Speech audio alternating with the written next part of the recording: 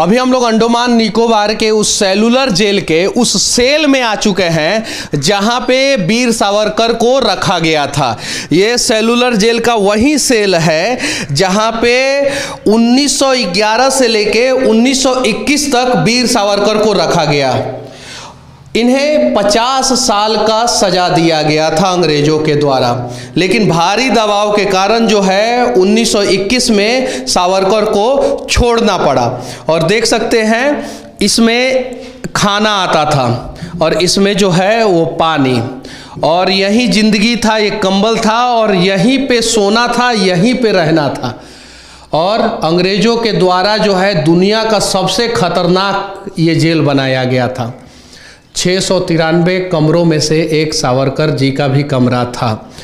और आज जो है ये राष्ट्रीय धरोहर है और सावरकर जी के का ये फोटो देख सकते हैं। इस प्रकार से रखा जाता था। ये देखिए, पैरों में जंजीर, कमर में जंजीर बांध के जो है रखा जाता था। आज़ादी का कीमत जो है देश के लोगों को समझना पड़ेगा कि कितनी कुर्बानियों के बाद जो है हमारे देश को आज़ादी मिली। इन सब चीज़ों को देखना होगा, एहसास करना होगा। यहाँ पे आके आप लोग गोवा जाते हैं, मनाली जाते हैं, मैसूरी जाते हैं, दार्जिलिंग जाते हैं, आप जाए वहाँ पे, हम रोक नहीं रहे हैं, लेकिन एक बार एहसास करने के लिए अंडमान निकोबार के इस सेलुलर जेल में आए, यहाँ पे आए और एहसास करें। सिर्फ और सिर्फ सावरकर जी को यहाँ पे सजा नहीं दी गई थी, यहाँ पे ऐसे अनेकों भारतीय स्वतंत्रता सेनानियों को सजा दी गई थी जो भारत को आज़ाद कराना चाहते थे। आखिर उस आज़ादी का कीमत जो है हमने क्या चुकाया है, ये एहसास हम लोगों को होना चाहिए। और आज़ाद भारत में क्या आज भ्रष्टाचार जो है हमें परेशान कर रहा है या नहीं कर रहा है? अंग्रेज जब परेशान कर रहे थे तो ऐसे ऐसे महान स्वतंत्रता सेनानियों ने आवाज़ उठाया, प्राणों की आहुति दी, फांसी पे चढ़ गए और फिर जाके देश आज़ाद हुआ। और आज जो है हमारे देश के नेता जो है देश को लूट रहे हैं, क्या उनके खिलाफ हम आवाज़ नहीं उठा सकते हैं?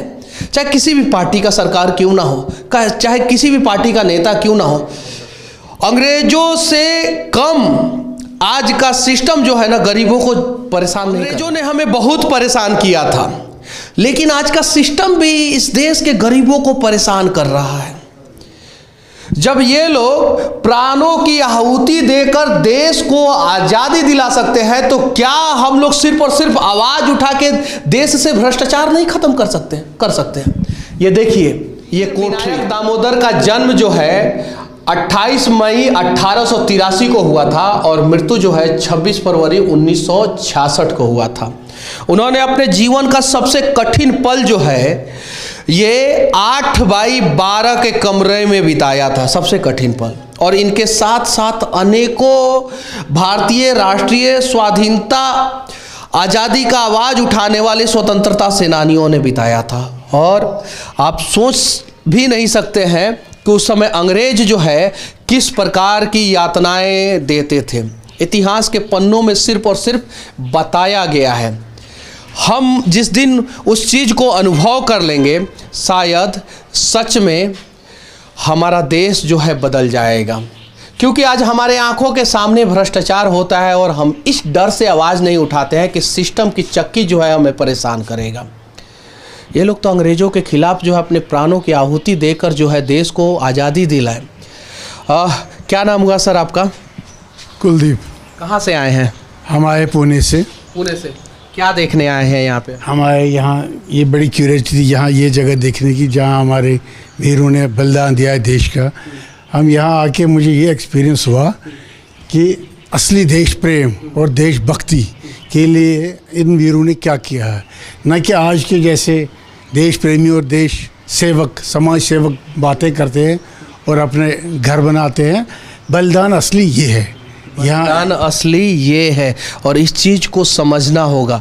इस देश के राष्ट्रवादी सभी सरकारों से विनती करना चाहता हूँ कि स्कूल के बच्चों को पिकनिक पर भेजने के बजाय एक बार अंडमान निकोबार के इस सेलुलर जेल में भेजा जाए, ताकि जो है वो इतिहास के पन्नों से जो ज्ञान अर्जित किए हैं उसे अनुभव कर सकें। यहाँ पे एक युवक भी है, क्या नाम हुआ आपका? मैं संजय भगत। कहाँ से आए हैं? मैं एमपी बालाघाट। एमपी से। यहाँ पे क्यों आए हैं? मैं सर यहाँ घूमने के लिए आया था, सेलुलर देखने के लिए आया था। यहाँ काला पानी की सज़ा होती थी पहले, तो वही सर। काला पानी की सजा वो इसलिए कही जाती है कि यहाँ पे काला पानी की सजा दी जाती थी क्योंकि यहाँ पे दुनिया का सबसे खतरनाक यातना दिया जाता था 19वीं 20वीं शताब्दी में। अब ज़रा सोचिए कि हमारे देश के आज़ादी का कीमत क्या है और हम उस कीमत का अदा किस प्रकार से कर रहे हैं। बाकी वीर सावरकर की इस कोठरी से हमारा ये प्रयास कैसा लगा, आप लोग कमेंट करके ज़रूर बताना। क्या नाम हुआ आपका? दीपक। कहाँ से आए हैं आप? तेलंगाना से। तेलंगाना से। आप बिहार से? उज्जवल जी हैं ये। बिहार से, तेलंगाना से, एमपी से और पूना से, यानी हर जगह से लोग यहाँ पे आते हैं। और एक बार देश के सभी राष्ट्रवादियों को इस सेलुलर जेल में आना चाहिए जहां पे काला पानी की सजा दी जाती थी। इस अंडमान की भूमि पे आना चाहिए। वही जेल है जहां पे भारत का पहला तिरंगा जो है पहली बार फहराया गया था। सुभाष चंद्र बोस ने 1945 में फहराया था। इस चीज़ को अनुभव करने की ज़रूरत है, जानने की ज़रूरत है, सीखने की ज़रूरत है, एहसास करने की ज़रूरत है। तब जाके जो है देश के लोगों को आज़ादी का कीमत पता चलेगा और तब जाके आज़ाद भारत में भ्रष्टाचार करने वाले नेताओं के खिलाफ जो है आप आंखों में आंखें डाल के कम से कम सवाल करेंगे। बाकी अंडमान निकोबार के इस सेलुलर जेल के वीर सावरकर की कोठरी से हमारा ये प्रयास कैसा लगा कमेंट करके ज़रूर बताना। लेकिन उससे पहले मैं कुछ चीज़ें दिखाना चाहता हूँ। ये वही जगह है जहाँ पे अंग्रेज जो है फांसी की सज़ा देते थे हमारे स्वतंत्रता सेनानियों को। ये देखिए, ये वही जगह है। और यहाँ पे एक आदमी को फांसी नहीं दी जाती थी, एक साथ 3 लोगों को फांसी दी जाती थी, एक साथ 3 लोगों को।